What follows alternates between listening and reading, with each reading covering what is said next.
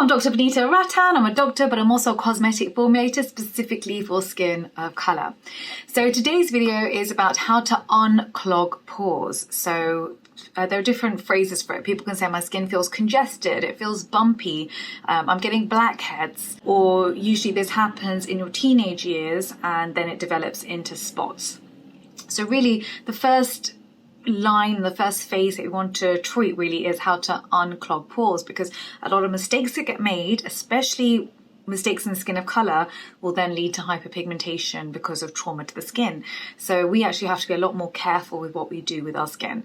I'm sure you've seen all over TikTok and Instagram things like pore vacuums, which really should never be used for skin of colour because of the bruising and then the pigmentation left after, which can last for years.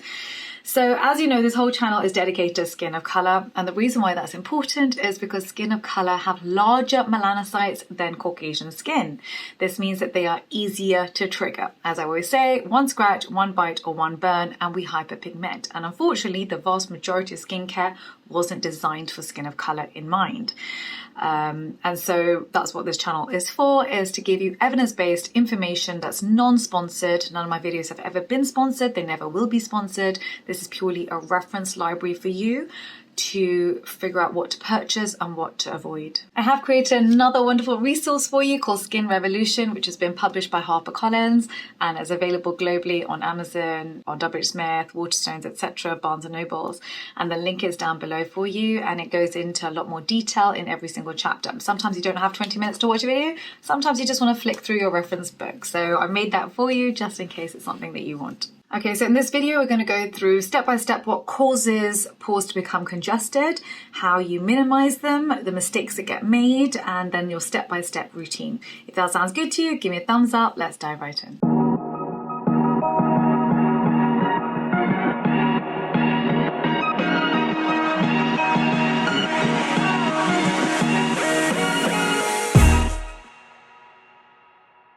So first of all, let's talk about what is a pore. A pore is just an opening to the skin, and this is how sebum from the sebaceous gland inside the skin will reach through a tract up to the surface and then will spread across the skin.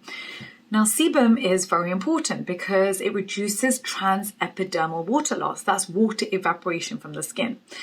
And it's almost a little bit, think of it like a waxy barrier. It's what keeps your skin waterproof. You didn't have that, and you didn't have this waxy skin and this waxy barrier. Then every time you went out, or in the rain, or you had a shower, you would blow up like a big balloon because you'd absorb all the water. So it protects you.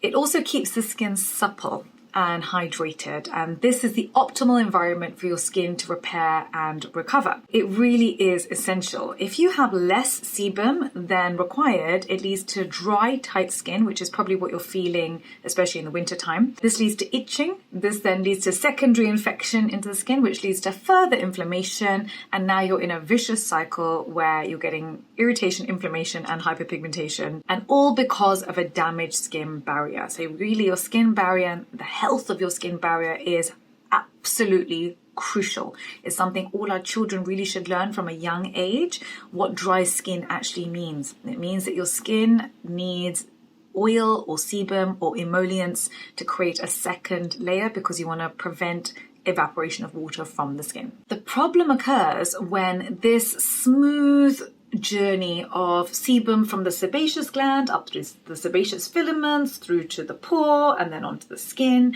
is disrupted. So how do we disrupt it? It happens when sebum clogs the pore, and sticky cells, dead skin cells, can also clog the pore. Then this conveyor belt of sebum that should be taking place doesn't take place, and instead it creates a blockage and an anaerobic environment where bacteria can multiply. So lots of things can go wrong the second your pores become blocked. And of course, the problem that I'm talking about is acne. There are 4 types of acne: inflammatory and non-inflammatory. Non-inflammatory acne are your whiteheads and your blackheads. Your inflammatory acne are things like pimples and cysts. all of them happen because of clogged pores, and this starts in your teenage years. This is why our children need to have a good skincare routine. Really, from 3 to 10 years old, they need one set of skincare, and from about 10, 11, pre-puberty, till about 16, they need another set of skincare, and then from 17 plus, they can move on to adult acne skincare. Especially for skin of color, our children need to tackle sebum production early, because for us, the problem is not just the acne, it's also the pigmentation left behind.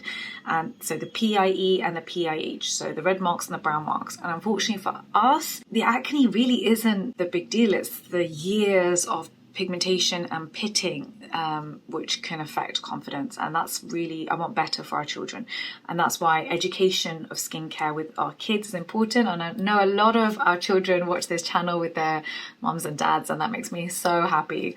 I'm constantly educating Sienna, my daughter, who's 8, on her skincare as I'm teaching it, because actually I'm realizing at 8 years old they pick up quite a lot, and a lot more than I thought an 8-year-old could pick up. So they can absolutely follow a skincare routine and understand what each step does. So let's go through these 4 different types of acne, starting off with blackheads. So blackheads are basically just pooling of oil, sebum, and oxidization of sebum, and then it looks dark. So it looks like there's dirt in the pore. There's no dirt in the pore, it's just oxidized sebum. That's called a blackhead.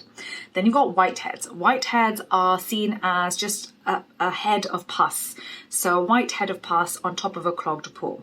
Neither of these are irritating, that's why they're called non-inflammatory, and neither of these lead to pigmentation. It's purely an immediate problem.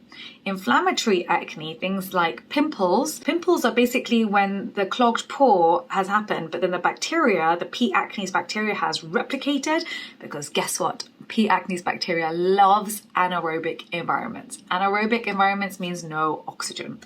So imagine you've clogged that pore, there's no oxygen, and that bacteria is having a rave. It's partying and it's multiplying, it's having the time of its life. But that bacteria is converting your sebum to free fatty acids, and free fatty acids are highly irritating. And this is why they can be painful. And that's what leads to the red marks. And then one step further is cystic acne. This is very painful, and what happens is when a cyst pops, or there's a sudden release from the cyst, there's a reduction in collagen very quickly in the dermis, and that's what leads to atrophic scarring. So have you seen the different ice pick scarring, for example? I've got a whole video on different types of acne scarring. So you've got basically ice pick scarring is narrow but very deep. You've got boxcar scarring, which is like a box, and then you've got rolling scars, which are very wide, about 5 millimeters wide, shallow, but give you more of a rolling texture to the skin. You know, none of these are ideal and are very difficult to treat later, which is why I wanted to tackle sebum production early on. The next question you have for me is, Dr. V, so what leads to enlarged pores or pores being clogged? Well, first of all, age is a factor. As we age, we lose elasticity, and so your skin doesn't bounce back as quickly as you would want it to bounce back. And this is why, especially from about 20 to 50, you are likely to see pores getting larger or appearing larger. And then from 50 onwards, it tends to plateau, and that's one of the main reasons. This is one of the reasons why we encourage you to use ceramides, peptides, fat-soluble vitamin C topically, and then collagen drinks internally. So, for example, I always tell you I make my own collagen drinks, marine collagen, 8 grams of collagen every day, in order to stimulate further collagen production. People ask, do you really need a collagen drink? I think if you don't count how many grams of collagen, of protein you eat every day, I should be eating between 40 to 50 grams of protein a day, but honestly, I don't count. Then it's likely to be less than that. And then the first thing that suffers is your skin. And so if I had to choose the best protein to take, it would be marine collagen, because it has the highest bioavailability, and it is basically a top up for your skin, your joints. So it's essentially anti-aging, and at 38 years old, I'm here for all of the anti-aging. The second factor is overproduction of sebum. So you tend to have a genetic predisposition to this, or it happens in the week before your period. This is why you tend to break out the week before your period. The third reason for clogging pores is using cosmetics that are comedogenic. So unfortunately, a lot of creams that you use, even though they say non-comedogenic on them contain comedogenic ingredients and can clog pores. I've actually made a whole video for you on non-comedogenic moisturisers that are actually comedogenic. So unfortunately it's an unregulated term. Anyone can write it on their product, and you know, it's one of the reasons I made this channel, is to basically teach you how to avoid marketing. But yeah, that's one of them, creams and also makeup. So often you've got great skincare, but actually you're using foundation, which is clogging your pores. In fact, there was a very interesting study conducted on different ethnicity women and what percentage of their skin was covered with enlarged pores on the face.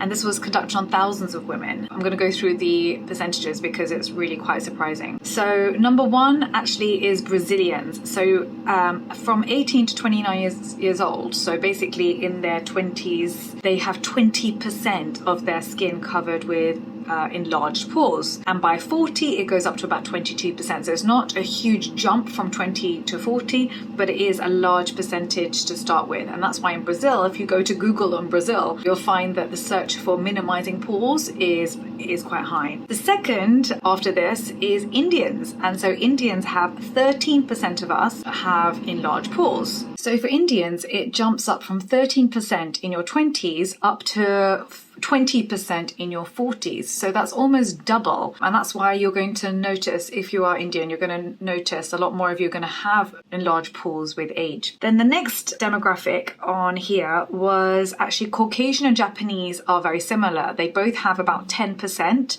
of the skin with enlarged pores on it in their 20s, and the difference is that Caucasians and Japanese, actually both of them only increase up to about 13%. So it's actually not such a big problem for that community. And Chinese have the smoothest skin at only 1%, and it literally doesn't increase. It stays at 1% their whole life. So if you go to China and you see how many people are struggling with large pores, it's going to be minimal. So out of all the demographics, Indians have the greatest jump from 20 to 40. And this is why specifically for Indians, we do need to be focusing on maintaining the elasticity of the skin and the collagen of the skin. And that's why I say topically, you want to be using your vitamin A, ideally retinaldehyde.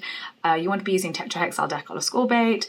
You want to be using ceramides, peptides, and internally you want to be taking collagen. Right, Dr. V, so what do we do? What is the step-by-step routine? So first of all, we want to avoid any triggers. This means avoid all non-comedogenic products, including makeup. You want to avoid touching your face too often, as that is introducing dirt. Your hands are not sterile. You know, even if you wash your hands 20 times a day, you're still touching other things, and then touching the face is not a good idea. And mobile phones to the face is also not a good idea. You want to cleanse your skin twice a day using a BHA wash. So your salicylic acid wash, for example, from the Inky list does a very good one. Make sure you remove your makeup at night, because otherwise it will sit and settle in your pores. It will expand the pores, and if with age you're not getting that supple snapback of skin, the pores are going to look enlarged the next day.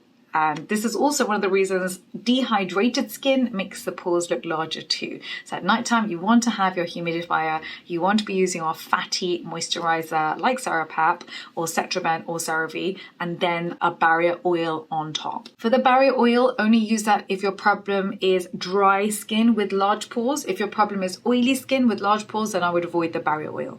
The next thing I would say is purchase a product that contains niacinamide between 2 to 5%. All clinical studies were done on the 2 to 5% area, and then because The Ordinary did 10%, everyone copied The Ordinary, but then a lot of people are reacting at 10%. So let's stick in the 2 to 5% area. There are three that I love. One is Naturium, does a 5% niacinamide gel. Selfless by Hyrum does a 2% niacinamide moisturizer, and of course our Cera-Pep, which is 2% niacinamide in the moisturizer if you just want it all in one. To unclog the pores, you may wish to use a salicylic acid toner such as Paula's Choice, and I also love clay masks. So the one that combines salicylic acid plus clay is The Ordinary, so I love their 2% salicylic acid mask, and I'd recommend you use that once a week. Of course, the most important thing to keeping your collagen and elasticity in place is using your SPF 50 without fail. We should all be doing this really from 6 months old onwards, but I understand that's not been part of people's childhood routine. However, as we age, it becomes more and more important. Especially, I prefer mineral sunscreens because it's anti-inflammatory and it doesn't enter the bloodstream. A lot of people did worry about white cast, but we did make Dr. V Inzincable for you, which has no white cast in it. So I'm wearing it right now under my makeup, and it does give you a nice glow to your skin. So this also contains Shield, which is great for anti-pigmentation as well. The classic mistakes that get made with pores. Number one, we've already discussed pore vacuums. Please avoid them because of the trauma and the PIH. Avoid products that contain denatured alcohol. Unfortunately, a lot of these pore minimizing products, the way they work is with the astringent alcohol, denatured alcohol. But denatured alcohol rapidly evaporates from the skin. It's highly volatile, so it dries the skin further, and then it makes the skin less supple. It also encourages more sebum production, so it's absolutely one to avoid. So just because it says pore minimizing on it, it can actually make the whole situation much worse. If you're a smoker, you really do need to cut out smoking because free radicals damage collagen and of course then reduces the elasticity of the skin. Please don't skip your moisturizer under your SPF. A lot of people think, oh, but it's going to clog my pores. Go for a lighter gel moisturizer, for example, Face Theory. But you need to moisturize, otherwise you're going to encourage more sebum production and more oiliness. I'd also avoid over treating the skin, so using your clay mask too much, for example, because again, you don't want to dry your skin. You want your skin to feel supple and comfortable. You never want to feel like you've removed all the oil from your skin feels tight, because very, very rapidly you're going to find that the oil has come back to the surface, and even faster this time, which is what I don't want for you. Don't forget to follow me on Instagram. I've got 2 accounts, Skincare by Dr. V and Dr. Vanita Rattan. Don't forget to follow me on TikTok, which is Dr. Vanita Rattan. And also, I'm in the comment section for 1 hour at the launch of every single YouTube video. So make sure you subscribe and hit that notification bell so you know when to come and when to ask me questions. So I hope you enjoyed today's video. Please do write down below any other videos you want me to make for you, and I will, of course, do it. Thank you so much. Bye.